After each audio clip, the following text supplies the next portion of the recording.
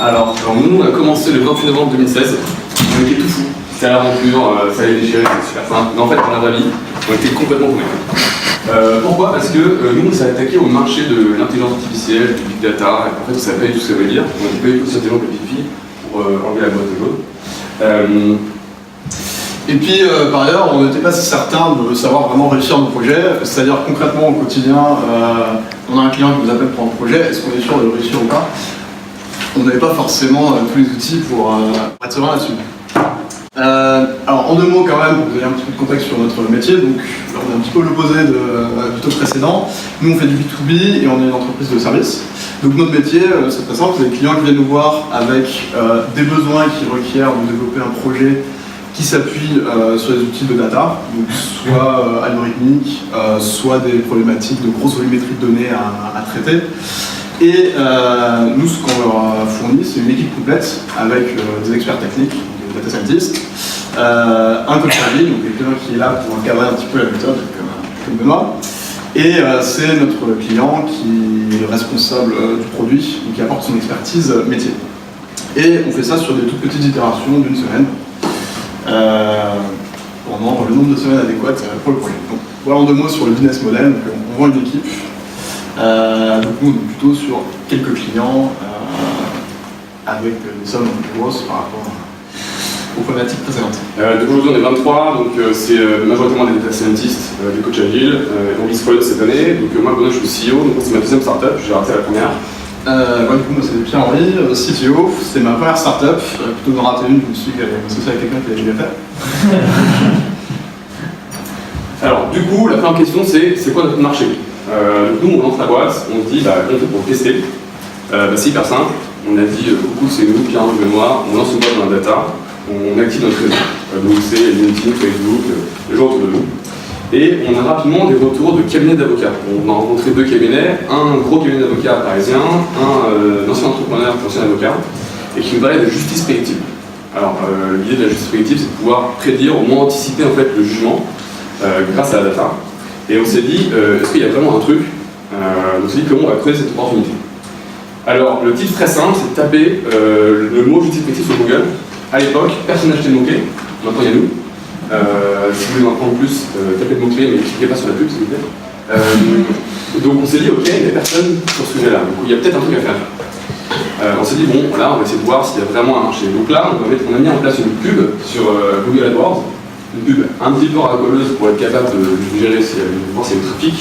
On a mis en place une landing page, donc c'est une page sur notre site qui explique pourquoi la justice prédictive est possible aujourd'hui, donc pourquoi donc les datas sont ouvertes, pourquoi nous, les experts, on peut pouvoir le faire. Alors, évidemment, on l'a jamais fait. Et du coup, on a regardé ce que ça donnait. Premier résultat, en 48 heures, on a un lead. Un cabinet d'avocats qui nous contacte. Là, on est hyper content. Moi, évidemment, je réponds, j'appelle, et je me dis comment on va faire pour être crédible, en fait. La question qu'on m'a posée, c'est pouvez-vous identifier les solutions dans un cours d'attaque? Moi, j'étais un peu comme ça, parce qu'en fait, je connais rien en droit. J'ai fait un droit à l'école, mais voilà, en fait, je comprenais rien du tout à ce qu'on disait. Je me suis dit, en fait, comment on va faire pour arriver à être crédible pour gagner ces rendez-vous-là. En fait. Maintenant, on sait qu'on parle des rendez-vous, mais comment pour les gagner? Donc là, on se dit, bon, on va tester notre équipe type. Bon, évidemment, on n'avait pas de clients qui payaient, qui nous fournissaient un expert métier. Donc on a pris l'équipe type avec un expert métier qui était manifestement Benoît, bien sûr. Et ce qu'on s'est dit, c'est qu'on va travailler pendant la durée minimale qui nous permet d'être crédible. Alors, qu'est-ce que ça veut dire? On s'est attaqué concrètement à un projet qui est de travailler sur les divorces, parce qu'il y a des données en nombre suffisant pour pouvoir être capable de dire les choses et qui sont disponibles publiquement. Donc on a récupéré les données de jugement de cour d'appel concernant les divorces. Et la question qu'on s'est posée, c'est est-ce que, sur un cas bien précis, la justice est prédictible? Le cas bien précis, c'était est-ce qu'on est capable d'estimer le montant de la prestation compensatoire en cas de divorce. Alors, pour ceux qui n'ont jamais divorcé, la prestation compensatoire, c'est la somme que l'un des deux époux doit donner à l'autre en cas de divorce, notamment s'il y a des gros différentiels de revenus. Les avocats utilisent des méthodes assez simples, basées sur quelques paramètres, pour déjà donner une estimation très grosse maille à leur client. Donc on avait un benchmark. Et on a travaillé jusqu'à ce qu'on ait le minimum vital, c'est-à-dire un algorithme dont on soit capable de dire ok, il a des résultats qui sont significativement meilleurs qu'un avocat. Ça nous a pris 4 semaines, et ensuite, du coup, on s'est dit, bah, c'est bon, on peut y aller rencontrer des gens en vrai, et leur dire qu'on sait faire. Et ça a marché. Du coup, on a eu un premier client l'an dernier, en 2017, dans le juridique, avec lequel on a fait un premier projet. Alors là, on nous a parlé un petit peu de comment creuser le marché en attaquant des niches, parce que là, au début, on partait sur tout le monde de l'intelligence artificielle, qui est quand même assez vaste. Bon, le premier point, c'était identifier des domaines bien précis sur lesquels on est crédible. Maintenant, sur du long terme, sur le scaler, la question c'est comment on développe des arrivées de nouveaux leads de manière un peu plus industrielle. Donc l'idée c'est de ne pas s'essouffler et surtout en fait de maîtriser l'arrivée des leads. Donc nous on est une petite équipe, les commerciaux aujourd'hui il y en a 2. Donc s'il y a trop de leads qui arrivent d'un coup c'est compliqué, si on a pas assez c'est compliqué. Je vais vous l'expliquer de manière plus détaillée.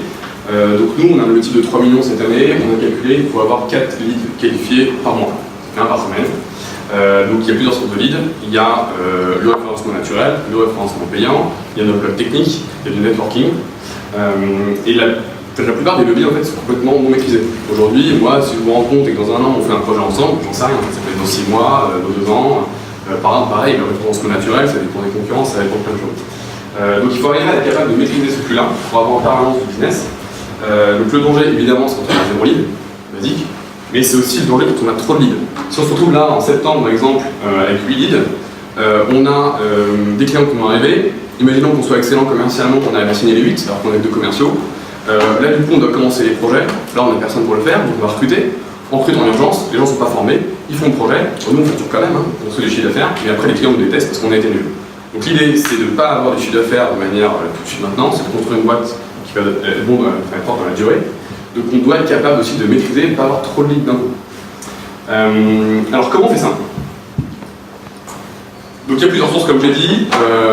Le référencement naturel, donc AdWords c'est l'outil payant de Google, pour info c'est 80% du chiffre d'affaires de Google. Le blog technique et le networking. Ce qui est important pour nous, c'est évidemment d'avoir des leads qualifiés tous les mois, mais c'est aussi de faire grandir la boîte. Donc faire grandir la boîte, c'est aussi faire grandir les personnes qui sont dans la boîte. Donc on a décidé de faire porter en fait tous ces sujets par des différentes personnes. Donc aujourd'hui, il y a Jean-Baptiste qui lui s'occupe du SEO et de AdWords, qui a un objectif de 1 qualifié par semaine. Il y a Fabien qui va faire le blog technique et Nadil le networking. Ce qu'on se rend compte sur tous ces leviers, c'est qu'il n'y en a qu'un seul en fait, qui est activable, désactivable quand on veut et qui a un ROI très rapide, c'est AdWords. Donc c'est un outil payant. Moi je peux mettre une pub, l'activer, désactiver, augmenter le budget, baisser le budget. C'est comme je veux. Donc si j'ai 0 lead, hop, j'active. Si j'ai trop de lead, hop, je désactive. Sur le principe, c'est très simple. C'est le principe. Donc, si vous venez chez nous, il y a des tableaux blancs un petit peu partout remplis là-dessus. L'idée, c'est que chacune des 3 personnes qu'on vous a présentées, elle a son board de 1 mètre sur 2, quelque chose comme ça, pour montrer les expériences en cours, est-ce qu'elle est en train de tester. Et notamment, celui qui est au milieu, là, c'est celui de Jean-Régis qui travaille sur la partie lead payant via AdWords. Donc là, je vais zoomer sur la petite partie là. Donc ça donne quoi? Donc ça, c'est une photo d'hier. Donc alors, on a défini un flux du visiteur sur notre site. Donc il y a quelqu'un qui va taper des mots-clés, donc il va avoir des impressions de pub. Ensuite, il va cliquer sur la pub. Il va aller sur le site, il va visiter différentes pages, on ne sait pas lesquelles. Le but, c'est qu'il aille sur la page contact, qu'il remplisse le formulaire. Ensuite, on appelle, on regarde s'il est qualifié. S'il n'a que 50 € de budget, par exemple, c'est qualifié pour nous. Et on a un maximum de 600 € à dépenser par semaine. Donc en bleu, c'est tout ce qui est payant, en rouge, c'est tout ce qui est gratuit, donc c'est référencement naturel. Donc on voit que sur janvier, on a eu 0 lead qualifié à partir du payant, et on a eu 1 qualifié donc, il y a 2 semaines avec le référencement gratuit. Donc là, on s'est dit comment on fait pour améliorer tout ça. Ce qui est important de comprendre, encore une fois, c'est que nous on fait du B2B, donc si on a un client qui nous rapporte tellement d'euros, c'est très important. Donc en fait, ce qui est important, c'est d'arriver à être capable d'amener quelqu'un du début à la fin pour que ça puisse nous rapporter du business. Donc là, on s'est dit, en fait, on va étudier un par un, en fait, les personnes. Donc là, on part de la fin du flux, et on se rend compte, ok, le problème qu'on voit ici, c'est qu'il y a des gens qui arrivent sur la page contact, personne n'a remplit le formulaire. Donc c'est bien, tu vas sur une page contact, tu ne remplis pas le formulaire contact. Donc on ne comprenait pas, donc on s'est dit, on va les étudier. Donc on a utilisé Hotjar, on en a parlé tout à l'heure. Hotjar, ça permet de recréer une session et de voir ce que la personne a fait. Donc là, en fait, on étudie toutes les sessions des personnes qui sont allées sur la page contact. On va faire une session random que j'ai pris il y a quelques jours. Donc là, il a sur la page d'accueil, il se balade, ça en accéléré, en opération. Bon, il bouge beaucoup sa souris, quand même, c'est un peu bizarre. Après, il va sur la page d'équipe. Ok, intéressant, la page d'équipe. Ouais, il s'arrête, il a s'arrêté sur moi. Ah, c'est un peu bizarre aussi, mais ok. La session n'était pas tout à fait. Il s'arrête sur moi, il dit que non, que moi, ok, super. Voilà. Après, ça continue, donc déjà, on ne peut pas enregistrer les vidéos, hein, c'est payant. Donc j'ai pu couper un bout. Et donc là, on s'est dit, en fait, les gens qui ont sur la page contact, ils passent sur la page d'équipe. Donc la page d'équipe est une page rassurante. On va savoir pourquoi. Donc on s'est dit, ok, sur le formulaire de contact, on va rajouter la tête des gens pour essayer de rassurer. Donc là, on a mis en place ça il y a 2 semaines. Donc on a eu un lead il y a 2 semaines. Alors on ne sait pas s'il y a ça, on a toujours fait des payants. Mais c'est vraiment l'expérimentation en cours. On les étudie les uns après les autres. C'est ça qui est vraiment important parce que nous, on a besoin que, en fait, qu'il n'y ait qu'un seul cahier-vous pour vraiment faire la différence pour notre boîte. Donc, je vous conseille vivement un peu tard, c'est gratuit jusqu'à la session. Et on choisit en fait les pages qui visitent. C'est hyper pratique. L'objectif, c'est quoi?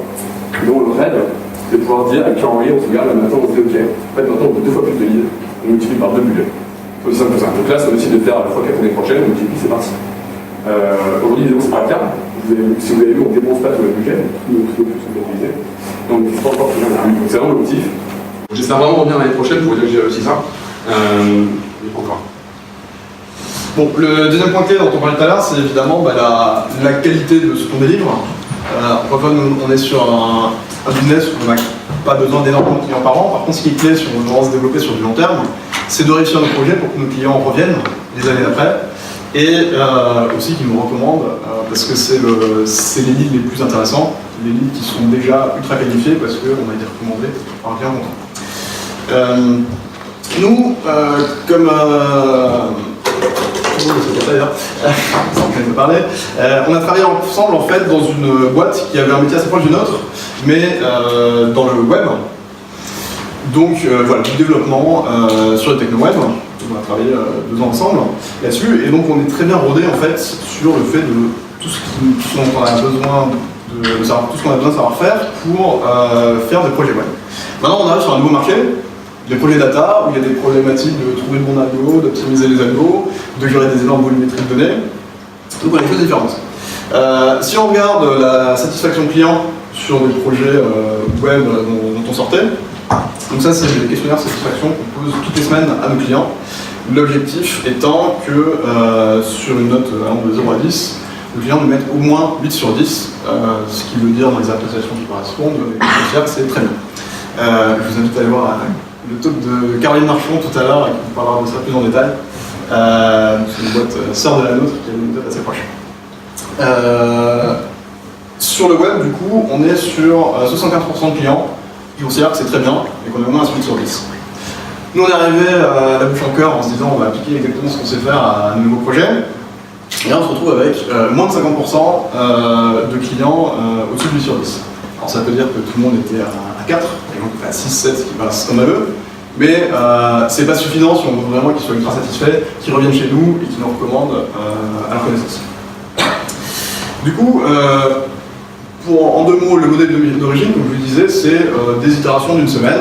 Ceux qui connaissent, ça vient de méthode Scrum, où toutes les semaines, on planifie ce qu'on va faire assez en détail dans la semaine qui vient.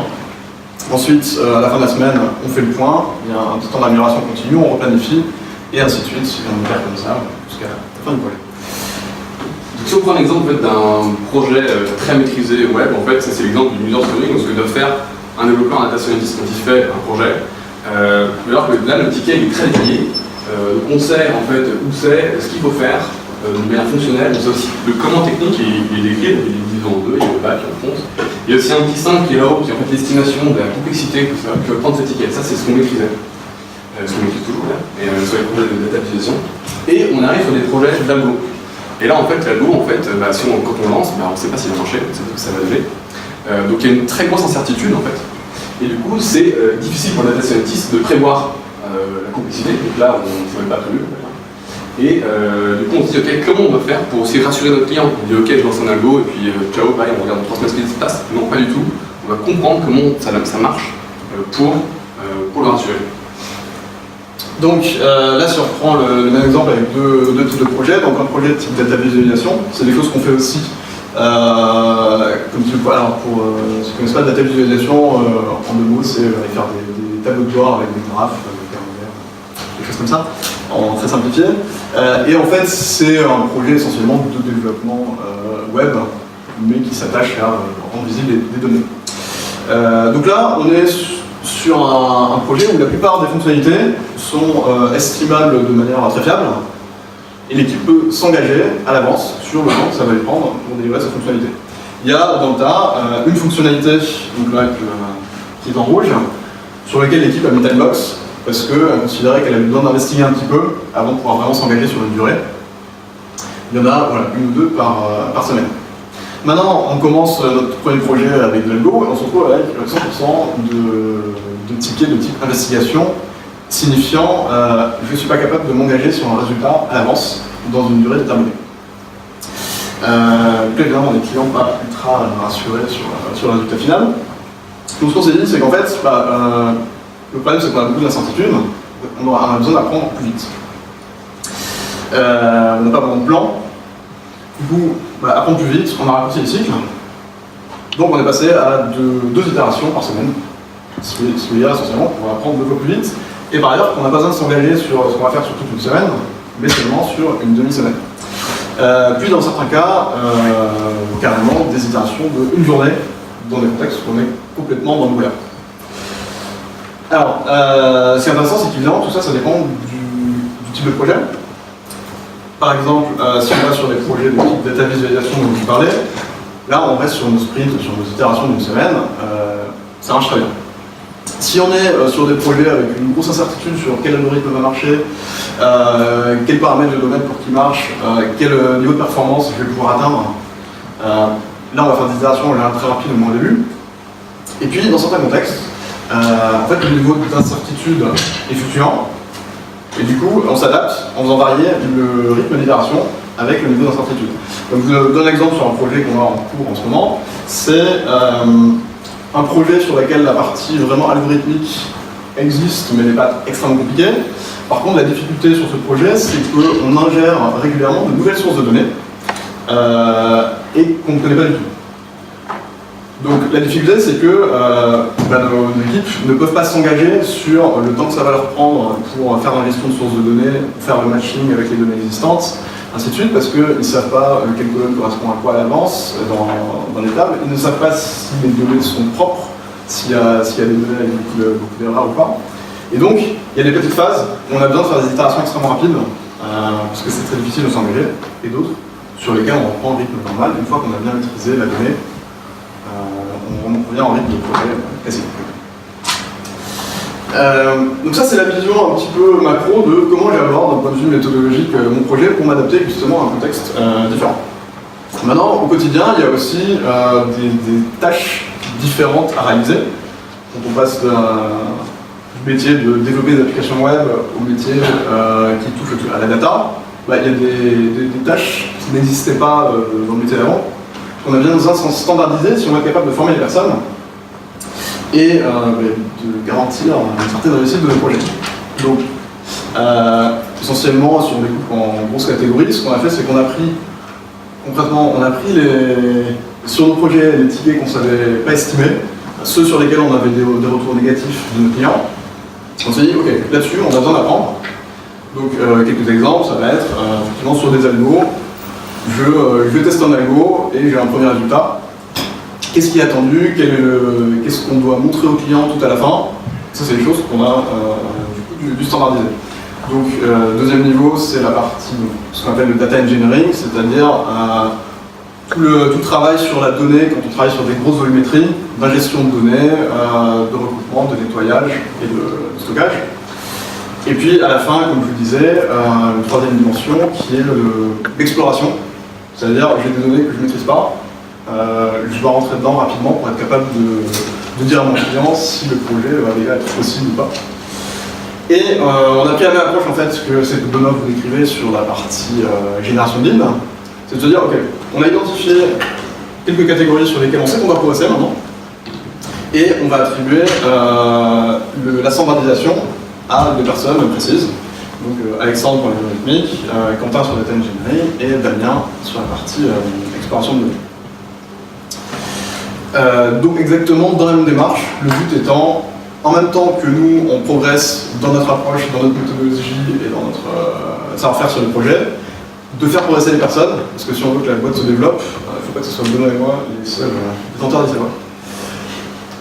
Donc, en résumé, on a essayé de vous montrer comment on a réussi à apprendre à aller très vite sur une niche, l'importance de maîtriser le flux des leads, le fait qu'il faut réduire le plus possible le cycle d'apprentissage pour apprendre le plus vite et tout découper le plus fort possible pour arriver à maîtriser tous les sujets.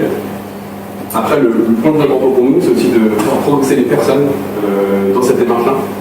Nous, on aime beaucoup le Lean, et Michael Ballet, qui est écrit souvent que voilà, ce qui est important, c'est d'abord de faire les gens pour faire des bons produits. Donc c'est le focus numéro 1. Merci. Est-ce que vous avez des questions ?